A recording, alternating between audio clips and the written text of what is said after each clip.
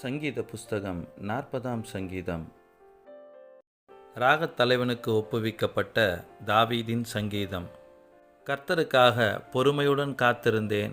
அவர் என்னிடமாய் சாய்ந்து என் கூப்பிடுதலை கேட்டார். பயங்கரமான குழியிலும் உளையான சேற்றிலுமிருந்து என்னை தூக்கி எடுத்து என் கால்களை கண்மலையின் மேல் நிறுத்தி என் அடிகளை உறுதிப்படுத்தி நமது தேவனை துதிக்கும் புதுப்பாட்டை அவர் என் வாயிலே கொடுத்தார். அநேகர் அதை கண்டு பயந்து கர்த்தரை நம்புவார்கள். அகங்காரிகளையும் பொய்யை சார்ந்திருக்கிறவர்களையும் நோக்காமல் கர்த்தரையே தன் நம்பிக்கையாக வைக்கிற மனுஷன் பாக்கியவான். என் தேவனாகிய கர்த்தாவே, நீர் எங்கள் நிமித்தம் செய்த உம்முடைய அதிசயங்களும் உம்முடைய யோசனைகளும் அநேகமாயிருக்கிறது. ஒருவரும் அவைகளை உமக்கு விவரித்து சொல்லி முடியாது. நான் அவைகளை சொல்லி அறிவிக்க வேண்டுமானால் அவைகள் எண்ணிக்கைக்கு மேலானவைகள். பலியை